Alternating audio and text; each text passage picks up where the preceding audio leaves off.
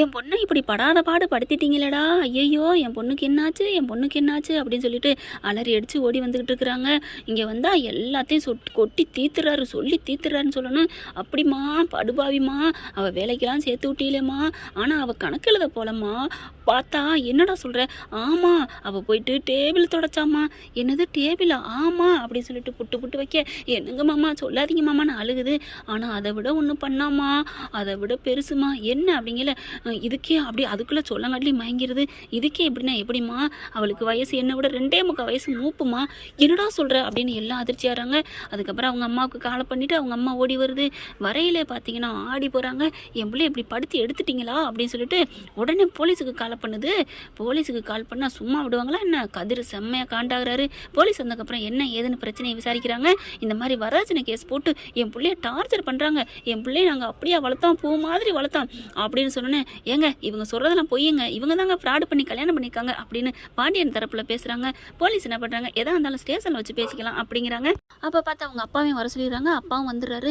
என்ன பிரச்சனை அப்படிங்கல, உன் மகளை பற்றின எல்லா வண்டவளமும் ஏறிடுச்சியா அப்படின்னு சொல்கிறாங்க. சரவணே, என்னம்மா என்னம்மா இப்போ பண்ணிட்டு, என்ன சம்மந்தி, யோ நீ என்ன பண்ணேன்னு எங்களுக்கு தெரியாது நினச்சிட்டு இருக்கியா, இப்படியா ஒரு புழுவு முட்டையாக இருப்பீங்க, திருட்டுத்தனம் திருட்டுத்தனம் எல்லாம் திருட்டுத்தனம் அப்படின்னு சொல்ல, சம்மந்தி திருட்டுத்தனம் சொல்லலாம் வேலையெல்லாம் வச்சுக்காதீங்க, என்ன ஒரு 10,000 ரூபா பணம் அந்த கதிரேசன் கொடுத்தான், நான் பாக்கெட்டில் வச்சுட்டேன், அந்த கல்லாவில் போடுறதுக்கு பதில் வீட்டுக்கு போனேன், கொஞ்சம் மறந்துட்டேன், செலவு பண்ணிட்டேன், காசு சேர்ந்ததுக்கப்புறம் உங்கள்கிட்ட கொடுக்கலான்னு இருந்தேன், அதுக்காக போய் என் பிள்ளைய திட்டினீங்களா அடிப்பீங்களா அப்படின்னு கேட்க, என்னது 10,000மா என்னது அப்படின்னு கேட்க, ஐயோ அப்பா உளறிட்டானே அப்படின்னு தங்கமேல அழுகிறத தவிர ஒன்றும் தெரியலைங்க. மாமா மாமா இப்போ கூட பார்த்தீங்களா, இன்னைக்கு அந்த பொய்யை அப்படியே மெயின்டைன் பண்ணுதுங்க. எங்கள் வீட்டுக்காரரை இனிமேல் என்ன திட்டினாலும் உங்ககிட்ட மாட்டி கொடுக்க மாட்டேன், சொல்ல மாட்டேன், மாமா நீங்கள் என்ன திட்டுறது தானே இங்கே இப்போ பிரச்சனை, இனிமேல் நீங்கள் என்ன திட்டினாலும் தனியாக ரூமுக்குள்ளே வச்சு குமுறுன்னு குமுறிக்கங்க, நான் எதுவுமே சொல்லலைன்னு சொல்லல, கோவம் வருதுங்க. அப்போ கூட என்னை மன்னிச்சிருங்க மாமா, நான் தான் தப்பு பண்ணிட்டேன் அப்படின்னு ஒரு வார்த்தை சொல்லியிருந்தா சரவணனும் பொறுமையாக இருந்திருப்பாரு, இவங்களும் எல்லாரும் கொஞ்சம் மனசாரி இருக்கும். ஆனால் அப்போவும் அந்த சரவணனே ஒருத்தன்ட்ட எல்லாமே உன் குட்டு ஊரா உடவிட்டு போச்சு, அவன்கிட்ட போய் நீ மறுபடியும் அவன் மேலே தலையில் மண்ணலி போட்டினா விடுவானா என்ன, பொங்கிடுறாரு, தூக்கி போட்டு உடச்சி எல்லாத்தையும் கொட்டிடுறாரு. இப்போ அவங்க அப்பன் கதைக்கு வருவான், அப்பன் வந்து 10,000 எடுத்துங்கிற சொல்லிடுறாங்களா, அப்படியே உறைஞ்சு போகிறாரு பாண்டியன். அட பாவி 10,000 நீ தான் எடுத்தியா, நான் இது தெரியாமல் ஐயோன்னு புலம்ப, அப்பா 10,000 மட்டும் இல்லைப்பா 1,100 ரூபா காணாமல் போச்சு, அதுவும் இந்த ஆள் தான் எடுத்தது அப்படின்னு சொல்ல, ஆமாம் இப்போ என்ன நான் தந்துட போகிறேன், இந்த மாதம் சம்பளம் வந்தீங்கன்னா கழிச்சுக்கோங்க, என்ன சம்மந்தி இதுக்காகலாம் என் பிள்ளைய போட்டு எடுப்பீங்களா அடிப்பீங்களா, நீ போமா நான் கொடுத்துக்கிறேன், எனக்கு இந்த மாதம் சம்பளம் வேணாம் அப்படிங்களா, ஐயோ என்னையா அப்படின்னு கோவம் வந்துடுது. போலீஸ் பார்க்குறாங்க, இது யாருமா அது அப்படின்னு சொல்ல, என் வீட்டில் ஒரு கேனக்கு இருக்கனா ஒரு புருஷனை வச்சுருக்கேன், இவனால தான் எல்லாமே, இவன் சரியா இருந்தால் நாங்கள் எப்படி கஷ்டப்படுறோம் அப்படின்னு சொல்லல, இங்கே பாருங்கப்பா இந்த மாதிரி பொண்ணை கல்யாணம் பண்ணுறதுலாம் கொடுமைப்படுத்தாதீங்க அப்படிங்கிறாங்க. பார்க்குறாங்களா, என்னம்மா கொடுமை அப்படிங்கல, வரதட்சணை தான் அப்படின்னு அவள் ஆத்தாக்கறி எக்ஸ்ட்ரா 2 பிட்டை போட 80 பவன் நகை போட்டிருக்கோம், அப்படி இருந்து பார்த்தீங்கன்னா இந்த மாதிரி கொடுமைப்படுத்துகிறாங்க அப்படின்னு சொன்னோன்னே பயங்கரம் கோவருது போலீஸுக்கு. மறுபடியும் நகை கேட்குறீங்களா, ஏமா அவங்கள்ட்ட 80 பவனையும் விற்று தின்ட்டிங்களா அப்படி சொல்ல, யாருங்க வித்தா என்ன நினச்சிட்டு இருக்கீங்க, இவட்ட நகையெல்லாம் கருப்பா சாப்பான்னு கூட நாங்கள் பார்த்ததில்ல, அதுவும் இல்லாமல் இவ 80 பவன்லாம் நாங்கள் கேட்கல, அவங்களா தான் போட்டாங்க அப்படிங்கிறாங்க. வேணும்னா இந்தாங்க எடுத்துக்கோங்க அப்படின்னு ரூம்குள்ளே போகிறாங்க. வேகமாக கோமதி போய் எடுக்குது, எங்கடி உன்ட்டு நகையெல்லாம், அத்தை அதெல்லாம் ஒன்றும் இல்லை இருக்கட்டும் அப்படிங்கிறாங்க. கொண்டாந்து நகையை கொண்டாந்து அப்படியே தூக்கி போடுறாங்க. அந்த போலீஸ்காரை பார்த்து நம்ம கோமதி கேட்குது, இங்கே பாருங்க அவட்ட நகை அப்படியே இருக்குது, நானே என் பிள்ளைக்கு அவ்வளோ பய நகை வச்சுருக்கேங்க, எனக்கு 50 பய நகை இருக்குது, அதை விட என் மகளுக்கு எல்லாத்துக்குமே நான் கொடுத்துட்டேன், எதுக்குங்க இவ நகை, எனக்கு என் புருஷன் நல்லா சம்பாதிக்கிறாரு, எங்கள் வீட்டில் எல்லாமே எந்த குறையும் இல்லாமல் இருக்கல, இவ வீட்டிலேருந்து வந்த நகை எங்களுக்கு தேவை, இந்தாங்க தூக்கிட்டு போங்க அப்படின்னு நகையை தூக்கி போடுறாங்க. ஐயோ நகை தெரிய போகுதுன்னு தங்கமேல வேகமாக அள்ளி கட்டுருக்கு. பார்க்குறாங்க, ஏம்மா என்னம்மா அவங்க நகையெல்லாம் கேட்கலன்னு சொல்கிறாங்களே அப்படின்னு சொல்ல, அப்படியே கையமையான்னு சவுண்டு வருது. கரெக்டாக செந்திலும் சாரும் நம்ம மீனாவும் வர்றாங்க. மீனா வந்துடுது, என்ன பிரச்சனை அப்படிங்கிற, நகை கீழே கிடக்கு அப்படியே அள்ளி வச்சுக்கிட்டு இருக்கு, என்ன பிரச்சனை அப்படிங்கிற ராஜி பார்க்குறாங்க. மயிலக்காவோட எல்லா ரகசியமும் தெரிஞ்சு போச்சு அப்படிங்கிற, ஐயோ அப்படின்ட்டு அப்படி கேட்டுக்கிட்டு இருக்கல போலீஸ்கார் மீனா பார்க்குறாங்க. ஏம்மா நீ யாருமா, நான் இந்த வீட்டோட மருமக தான் அப்படிங்கிறாங்க. என்னத்தை என்னம்மாம்மா என்ன பிரச்சனை, மீனா பக்கத்தில் வராங்க. அக்கா என்னக்கா நகை பிரச்சனை தெரிஞ்சு போச்சா? அத்தை என்னத்தை பாவத்தை அக்கா, அவங்களாம் ஒன்றும் பொய் பண்ணலை. அவங்க அம்மாவா 80 பவுன் நகையை போலி நகையாக போட்டாங்க. மற்றபடி தங்கமேல் அக்காவுக்கு இதுக்கும் எந்த சம்மந்தம் இல்லை. நம்ம அக்கா நல்லவங்க, அதுக்காகலாம் போலீஸ் வர வேணாம், அதுக்காகலாம் அவங்கள சண்டை போட வேணாம். ஏன் அத்தை பாவம் அத்தை, அக்கா நல்லவங்க அப்படின்னு சொன்ன கையோட என்னது போலி நகையா, என்னடி சொல்கிற அப்படின்னு கேட்க மீனா பார்க்குது. என்னது அப்போ போலி நகை விஷயம் இல்லையா, அதுக்காக பிரச்சனை ஓடலையா, அதுக்காக போலீஸ் வரலையா அப்படின்னு கேட்க போச்சு போ எல்லாத்தையும் உளறி கொட்டிட்டாலே அப்படின்னு தங்கமேல் பார்க்குது. ராஜி பார்க்குது. அக்கா அந்த பிரச்சனை ஓடலக்கா, இது வேற பிரச்சனை. என்னடி பிரச்சனை அப்படின்னு சொல்ல அதெல்லாம் அப்புறம் சொல்லிக்கிறேன், நீ பேசாமல் இரு அப்படின்னு சொல்ல போலீஸ் பார்க்குது. ஏமா நீ நகை போட்டேன்னு போலி நகையை போட்டுட்டு இவங்க மேலே கம்ப்ளைண்ட் கொடுத்துருக்குற அப்படின்னு சொன்னோன்னே பார்க்குறாங்க. இதுக்கு மேலாம் இந்த மாதிரிலாம் பண்ணிக்கிட்டு இருந்தா இதெல்லாம் தப்புமா அப்படிங்கிறாங்க. இல்லைங்க அவங்க தான் 100 பவுன் நகை கேட்டாங்க, அதனால தான் எங்ககிட்ட காசு இல்லைன்னு 80 பவுன் நகையை போலி நகையாக போட்டோம். ஏமா அவங்க கேட்டால் இல்லைன்னு சொல்லியிருக்க வேண்டியதானே, அதுக்காக ஏன் போலி நகையை போட்டீங்க அப்படின்னு கேட்க உடனே மீனா கோவம் வருது.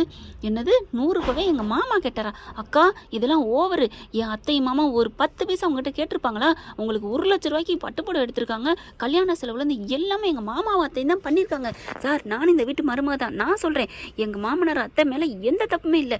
அம்மாடி என்னது 80 பவுன் நகையை போலி நகையை போட்டுவிட்டு அதுலேயும் இவங்களே போது கம்ப்ளைண்ட் கொடுப்பீங்களா? 100 பவுன் கேட்டாங்களா அப்படின்னு சொல்ல உடனே ராஜி பார்க்குது.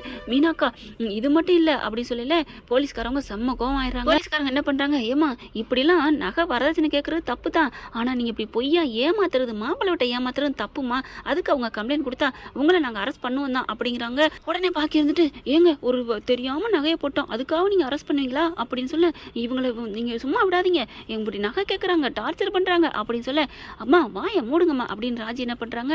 அக்கா மீனாக்கா இன்னொன்று சொல்கிறேன், இவங்க இதுக்காக மட்டும் இப்போ சண்டை நடக்கலை அப்படின்னு சொல்லிட்டு சார் இன்ஸ்பெக்டர் சார் இங்கே பாருங்கள் சார், அவங்க 3 விஷயத்தில் போய் சொல்லியிருக்காங்க என்ன அப்படிங்கல. அப்போ தான் பார்க்குறாங்க. மீனா கேட்குது என்னடி, அட ஆமாக்கா வயசு 3 வயசு மூப்பக்கா நம்ம மாமா விட. என்னடி சொல்கிற? ஆமாம் படிப்பும் எம்ஏலாம் இல்லை, வெறும் 12ஆம் கிளாஸ் தான்.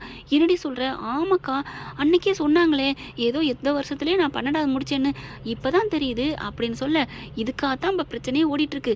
ஆனால் இதுக்கு நடுவில் தங்க நகை பிரச்சனையும் நீங்கள் சொன்னதுனால தெரிஞ்சு போச்சுக்கா அப்படின்னு சொல்ல போலீஸ்கார் பார்க்குறாரு. ஓ ஏமா இவ்வளோ சீட்டிங் மேலே சீட்டிங் பண்ணிக்கிங்களா, நீங்கள் கேடுகட்ட ஆளாத்திருப்பீங்க போல இருக்கே அப்படின்னு சொல்லிட்டு இது நான் சும்மா விட மாட்டேன், நீங்கள் கம்ப்ளைண்ட் கொடுக்குறீங்களா இவங்களை கைது பண்ணுறோம் அப்படின்னு சொல்ல சரவணன் என்ன பண்ணுறாரு அப்படி பார்க்குறாரு. அவங்க கோமதியும் அவங்க புருஷனும் ஒன்றும் சொல்ல முடியாமல் இருக்கிறாங்க. ஆனால் சரவணே கண்டிப்பாக நான் கம்ப்ளைண்ட் கொடுக்குறேன், எங்களை ஏமாத்திருக்கிறாங்க கைது பண்ணுங்க அப்படின்னு சொன்னேன், நாங்கள் உங்களை கைது பண்ணுறோம் வேறு வழி இல்லை அப்படிங்கிறாங்க.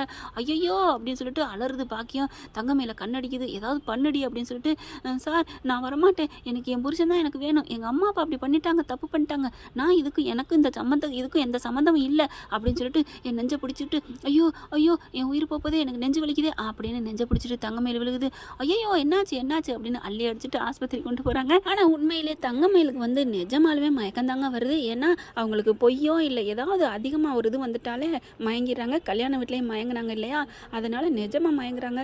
ஆனால் தங்கமேல் அம்மா இருந்துட்டு நல்லா நம்ம பிள்ளை நடிக்கிறாளே அப்படின்ட்டு கரெக்டாக பார்க்குது. யார் இல்லாத சமயம் பார்த்து ஆஸ்பத்திரிக்கு போன கையோட உள்ளுக்குள்ளே போகுது. ஏய் எதுக்குடி நடிக்காதடி அப்படின்னு சொல்லிட்டு அப்படியே தோண்டுது. அந்த நரசை அப்படி திரும்புகிற சமயத்தில் எந்திரின்னு சொல்ல பார்த்தா அது நல்லா மயக்கத்தில் ஏம்மா என்னம்மா அவங்கள போட்டு உழுப்பிக்கிட்டு இருக்கீங்க தள்ளுங்கம்மா அப்படின்னு சொல்ல என்னங்க என் பொண்ணுக்கு ஒன்றும் இல்லை என்ன ஒன்றும் இல்லையா மயங்கி போயிருக்காங்க தள்ளுங்கம்மா அப்படின்னு சொல்லிட்டு டாக்டர் வர நேரம் அப்படிங்கிறாங்க. ஐயோ என் பிள்ளைக்கு என்னாச்சுன்னு தெரியலையே அப்படின்னு அப்படியே புலம்பி தவிக்குது. என் பிள்ளைக்கு உண்மையிலே மயக்கமா இல்லை நல்லா நடிக்கிறாளா ஐயோ அப்படின்னு சொல்லிட்டு இருக்காங்க. இங்கே பார்த்தா கோமதி எல்லாருமே ஒரு மாதிரி ஆக கதிர் பார்க்குறாங்க. அம்மா அமைதியாக இருங்கம்மா பார்த்துக்கலாமா, நம்ம மேலே எந்த தப்பும் இல்லை, என்ன பண்ணலாங்கிறத நம்மளும் ஒரு வக்கீலை வச்சு பார்ப்போம் அப்படிங்கிறாங்க. கதிர் பார்த்துட்டு அவங்க அம்மா கிட்ட பேசுகிறாரு. என்ன தப்புலாம் பேசிகிட்டு இருக்கீங்க, என்ன நீங்கள் காரியம் பண்ணிக்கிங்க, போலீஸோட வரலாமா, என்ன நினச்சிட்டு இருக்கீங்க, என் பிள்ளை எவ்வளோ டார்ச்சர் பண்ணுறீங்க அப்படின்னு பதிலுக்கு பேச என்ன பண்ணிட்டோம், உங்கள் பிள்ளை மேலே எவ்வளோ தப்பு இருக்குது, நீங்கள் தான் எல்லாம் தப்பு பண்ணிக்கிங்க, இதெல்லாம் எங்ககிட்ட சொல்லியிருக்கலாம்ல அப்படிங்கிறாங்க.